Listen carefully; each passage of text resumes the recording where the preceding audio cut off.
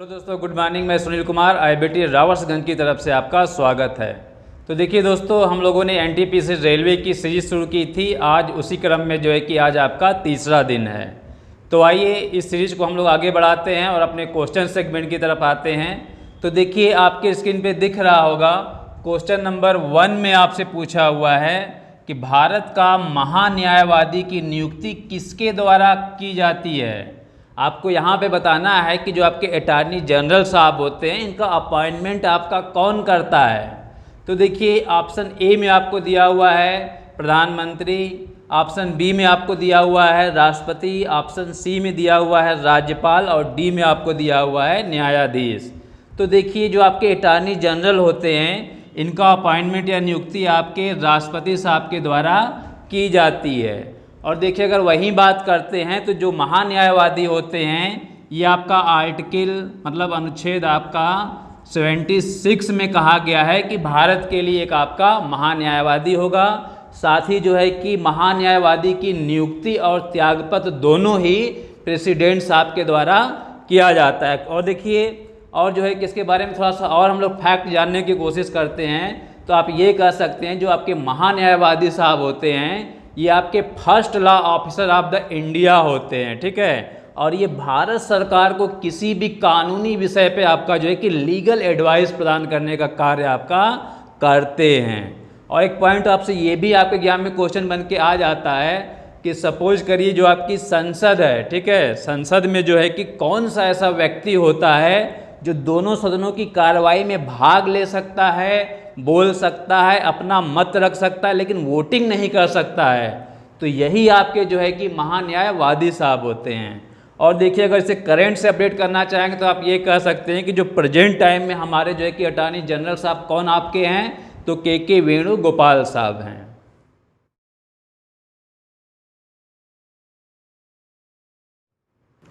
इसके बाद देखिए दोस्तों, क्वेश्चन नंबर 2 में आपसे पूछा हुआ है कि लोकसभा में गणपूर्ति, जिसे हम लोग जो है कि कोरम के नाम से भी जानते हैं, गणपूर्ति की संख्या होती है। यहाँ पे आपको जो है कि बताना है कि जो आपका लोकसभा हाउस होता है, यहाँ पे जो है कि कोरम की संख्या आपकी कितनी होती है। तो देखिए इससे पहले जो है कि हमें ये समझ लेना है कि एक्चुअली में आपकी गणपूर्ति या कोरम आपका होता क्या है। तो देखिए गणपूर्ति की बात करते हैं तो किसी भी सभा में या फिर आपके संसद या फिर कोई भी आपके कार्यकारिणी की बैठक होती है तो उसमें न्यूनतम सदस्यों की जो संख्या होती है उसी को हम लोग जो है कि कोरम के नाम से जानते हैं। तो देखिए लोकसभा में जो है कि गणपूर्ति की संख्या आपकी कितनी होती है, तो ऑप्शन ए में आपको दिया हुआ है 1/8, ऑप्शन बी में आपको दिया हुआ है 1/10, ऑप्शन सी में आपको दिया हुआ है 1/6 और ऑप्शन डी में आपको दिया हुआ है 1/12। तो उम्मीद करते हैं कि इसका आंसर आप लोगों ने दे दिया होगा। तो देखिए लोकसभा में जो है कोरम आपका 1/10 होता है। और देखिए अगर एक्चुअली में बात करते हैं तो चाहे आपका लोकसभा का हाउस हो, चाहे आपका राज्यसभा का हाउस हो, या फिर आपके विधानसभा का सदन हो, या फिर आपके विधान परिषद का सदन हो, इन सभी जो है कि हाउस में आपके कोरम या गणपूर्ति की जो संख्या होती है ये सभी में आपका 1/10 आपका होती है, ठीक है। तो चलिए उम्मीद करते हैं आपने इस क्वेश्चन को बड़े ही आसानी से समझ लिया होगा।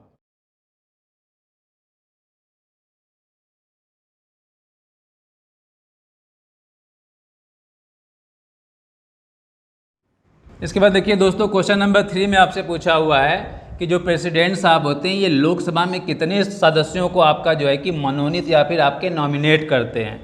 तो देखिए काफ़ी महत्वपूर्ण क्वेश्चन है, लगभग ये जो है कि सभी कॉम्पिटिटिव एग्जाम में इस टाइप के क्वेश्चन आपके पूछे जाते हैं। तो देखिए ऑप्शन ए में आपको दिया हुआ है 2 सदस्यों को, बी में आपको दिया हुआ है 12 सदस्यों को, सी में आपको दिया हुआ है 1 सदस्यों को, इसके बाद डी में आपको दिया हुआ है 1/6 सदस्यों को। तो उम्मीद करते हैं दोस्तों आपने इसका आंसर दे दिया होगा, आसान क्वेश्चन था। तो देखिए इसका आंसर आपका हो जाएगा 2 सदस्यों को जो है कि प्रेसिडेंट के द्वारा जो है कि आपका लोकसभा में नॉमिनेट किया जाता है। और देखिए अगर बात करते हैं तो प्रेसिडेंट साहब जो आपके होते हैं ये लोकसभा में 2 सदस्यों को नॉमिनेट करते हैं, जो कि आपका एंग्लो इंडियन, जिसे हम लोग आंग्ल जो है कि भारतीय के नाम से जानते हैं। और वहीं देखिए बात करते हैं तो जो राष्ट्रपति साहब होते हैं ये राज्यसभा में आपके जो है कि 12 सदस्यों को जो है कि मनोनीत करते हैं। ठीक है, जो आपके किस क्षेत्र से आपके जुड़े होते हैं, तो ये कला, साहित्य, विज्ञान और समाज सेवा से आपका जुड़े होते हैं।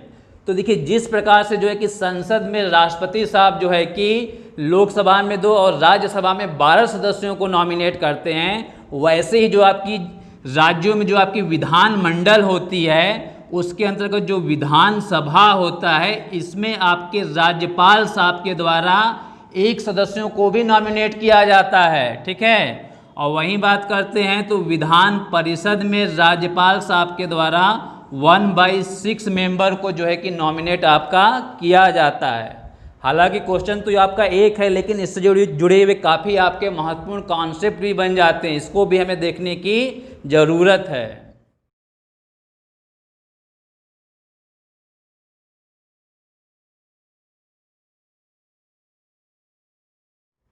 इसके बाद देखिए दोस्तों, क्वेश्चन नंबर 4 में आपसे पूछा हुआ है, जो आपका प्रथम गोलमेज सम्मेलन, जिसे हम लोग फर्स्ट राउंड टेबल कॉन्फ्रेंस के नाम से भी जानते हैं, का आयोजन आपका कब हुआ था। तो यहाँ पे आपको जो है कि डेट बतानी है आपको कि जो प्रथम गोलमेज सम्मेलन हुआ था कि आपका ये कब हुआ था। ऑप्शन ए में आपको दिया हुआ है 1915 में, ऑप्शन बी में आपको दिया हुआ है 1925 ईस्वी में, ऑप्शन सी में आपको दिया हुआ है 1930 ईस्वी में, इसके बाद ऑप्शन डी में आपको दिया हुआ है 1931 ईस्वी में। आसान क्वेश्चन है दोस्तों, आपने इसका आंसर जो है कि बड़ी आसानी से दे दिया होगा। तो देखिए, जो प्रथम गोलमेज सम्मेलन आपका हुआ था ये 1930 ईस्वी में हुआ था। और देखिए, अगर एक्चुअली में जो है कि फर्स्ट राउंड टेबल कॉन्फ्रेंस की बात करते हैं तो इसके 3 आपके जो है कि सम्मेलन हुए थे। कब कब आपके हुए थे? जो फर्स्ट आपका था ये 1930 ईस्वी में हुआ था, जो सेकेंड आपका है ये 1931 ईस्वी में हुआ था, जो थर्ड आपका है ये 1932 ईस्वी में हुआ था। और ये तीनों गोलमेज सम्मेलन आपके कहाँ पे हुए थे? तो ये तीनों आपके जो है कि लंदन में जो है कि तीनों गोलमेज सम्मेलन का आयोजन किया गया था। और देखिए, बात करते हैं तो इस समय जो है कि आपकी ब्रिटेन के प्रधानमंत्री कौन थे? तो रैमजे मैकडोनाल्ड साहब को जो है कि आपका जो है कि इस समय जो है कि यहाँ के प्राइम मिनिस्टर रहते हैं। और देखिए, अगर एक्चुअली में बात करते हैं तो इन तीनों गोलमेज सम्मेलन में भाग लेने वाले कौन से व्यक्ति आपके रहते हैं? तो BR अम्बेडकर साहब। और वहीं आपसे जो है क्वेश्चन ऐसे भी बन करके आ जाता है कि महात्मा गांधी ने जो है कि किस जो है कि गोलमेज सम्मेलन में आपका भाग लिया था? तो उन्होंने जो है कि सेकेंड वाले में आपका 1931 ईस्वी में जो है कि आपका दूसरे जो है कि गोलमेज सम्मेलन में भाग लिया था।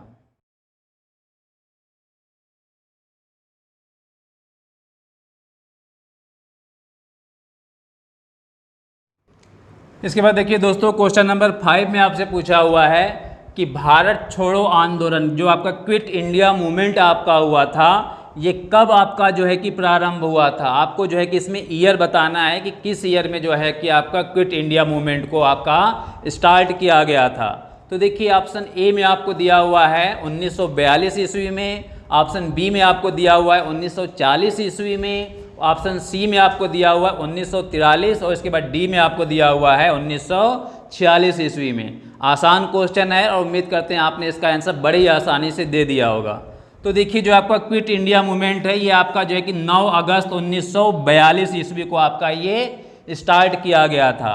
और देखिए, अगर एक्चुअली में बात करते हैं तो जो आपका क्विट इंडिया मूवमेंट रहता है, इसके अंतर्गत जो है कि आपका जो है कि ऑपरेशन 0 आवर को आपको स्टार्ट किया गया था, जिसके अंतर्गत जितने भी आपके बड़े नेता रहते हैं उनको अरेस्ट करके जो है कि जेल में डाल दिया जाता है। और इसी जो है कि क्विट इंडिया मूवमेंट के अंतर्गत महात्मा गांधी साहब ने जो है कि करो या मरो का जो है कि आपका एक नारा दिया हुआ था। ठीक है, मतलब कि करो या मरो का आपका अर्थ होता है या तो हम भारत को आज़ाद कराएंगे या फिर आज़ादी के प्रयास में जो है कि अपने प्राण को त्याग देंगे।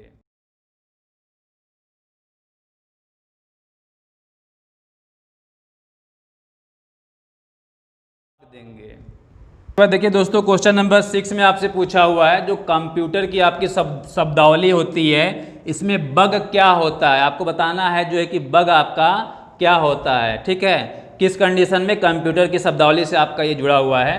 देखिए, ऑप्शन ए में आपको दिया हुआ है वायरस, ऑप्शन बी में आपको दिया हुआ है प्रोग्राम, ऑप्शन सी में दिया हुआ है प्रोग्राम में गलती और डी में आपको दिया हुआ है स्टेटमेंट। तो देखिए जो कंप्यूटर की शब्दावली में जो बग आपका होता है, ये प्रोग्राम में गलती आपका होता है, ठीक है। चाहे आप इसे कह सकते हैं कि जो कंप्यूटर की शब्दावली में जो बग होता है, प्रोग्राम में गलती हो गया, एरर हो गया, मिस्टेक हो गया या त्रुटि हो गया, जो है कि आपका इससे जुड़ा होता है। और इस बग के द्वारा जो है कि जो भी हमारे डाटा होते हैं उसमें जो है कि ये गलत जो है कि अप्रत्याशित रिजल्ट को प्रदर्शित जो है कि आपका करता है।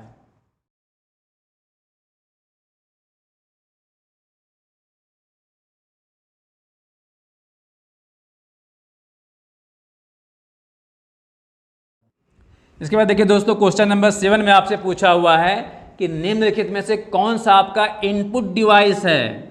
कंप्यूटर से जुड़ा हुआ क्वेश्चन आपका है और आपको यहाँ बताना है कि इनपुट डिवाइस आपका कौन सा है। ऑप्शन ए में आपको दिया हुआ है प्रिंटर, बी में दिया हुआ है हेडफोन, सी में दिया है मॉनिटर और डी में दिया हुआ है स्कैनर। तो देखिए यहाँ पे आपका आंसर क्या हो जाएगा। इनपुट डिवाइस के अंतर्गत आपका जो स्कैनर होता है ये इनपुट डिवाइस होता है और बाकी के जो आपके 3 ऑप्शन दिए हुए हैं प्रिंटर, हेडफोन और मॉनिटर, ये सब आउटपुट डिवाइस होते हैं। थोड़ा सा कॉन्सेप्ट हम लोग यहाँ पे समझ लेते हैं कि इनपुट और आउटपुट डिवाइस आपका होता क्या है। तो देखिए जो आपके इनपुट डिवाइस होते हैं इसके माध्यम से जो भी हमारा डाटा होता है ये हम लोग जो है कि आपके सीपीयू के पास भेजा जाता है। सीपीयू मतलब आपका सेंटर प्रोसेसिंग यूनिट आपका होता है, जहाँ पे ये सारे डाटा आपके जो है कि स्टोर होते रहते हैं। और जो है कि इनपुट डिवाइस के अंतर्गत आपका क्या क्या जिस चीज़ें इसमें आ जाती हैं, तो आपका कीबोर्ड आ जाता है, माउस आ जाता है, स्कैनर आ जाता है। तो ये सारी चीज़ें आपकी इनपुट डिवाइस में आती हैं। वहीं आपका आउटपुट डिवाइस क्या होता है, जिसके द्वारा कोई यूजर आपका होता है इन जो है कि डाटा को जो है कि रिसीव या प्राप्त करता है, उसे हम लोग आउटपुट डिवाइस कहते हैं। इसके अंतर्गत क्या आपका हो जाता है, तो प्रिंटर, मॉनिटर, हेडफोन, ये सारी चीज़ें आपकी जो है कि आउटपुट डिवाइस में आ जाती हैं। इसके बाद देखिए दोस्तों, क्वेश्चन नंबर 8 में आपसे पूछा हुआ है इंसुलिन जो आपका हार्मोन होता है इसका उत्पादन या श्रावण आपका कहाँ पर होता है। तो देखिए ऑप्शन ए में आपको दिया हुआ है अग्नाशय, बी में दिया हुआ है थाइमस, ऑप्शन सी में आपको दिया हुआ है पीयूष ग्रंथि, ऑप्शन डी में आपको दिया हुआ है यकृत में। तो आसान क्वेश्चन है, उम्मीद करते हैं इसका जो है कि आंसर आप लोगों ने दे दिया होगा। तो देखिए इंसुलिन का जो आपका हार्मोन का श्रावण या फिर उत्पादन होता है ये आग्नाशय में होता है। तो देखिए इसके बारे में थोड़ी चीज़ हम लोग जान लेते हैं कि जो आपका इंसुलिन होता है ये हमारे जो लैंगर हैं इसकी जो दीप जो है कि कोशिका आपकी जो है कि समूह होते हैं उसके अंतर्गत ये बीटा सेल के अंतर्गत जो है कि आपका उत्पादन किया जाता है। और देखिए अगर इंसुलिन की बात करते हैं तो ये शर्करा को नियंत्रित करता है। वहीं आपका जो इंसुलिन होता है, इंसुलिन की कमी से जो है कि हमें डायबिटीज या फिर मधुमेह रोग जो है कि हो जाता है।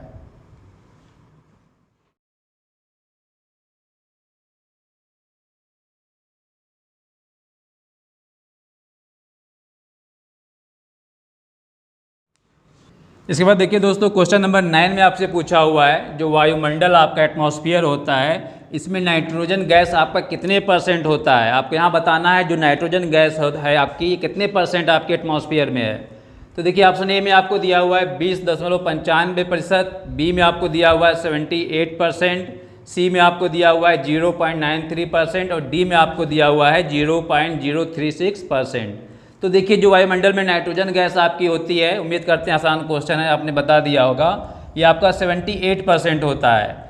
तो देखिए अगर वायुमंडल की बात करते हैं तो आपका नाइट्रोजन आपकी जो है कि 78% है। वहीं अगर ऑक्सीजन की बात करते हैं तो लगभग आपका ये 21% है। ठीक है, आप कह सकते हैं जो आपकी ऑक्सीजन गैस है ये आपका 20 दशमलव जो है कि आपका 95% होती है। वहीं अगर बात करते हैं तो आपकी जो आर्गन गैस होती है ये आपका जो है कि 0.93% है। इसके बाद देखिए जो आपकी CO2 आपके अर्थात कार्बन डाइऑक्साइड गैस होती है ये हमारे वायुमंडल में आपका 0.036% आपकी होती है।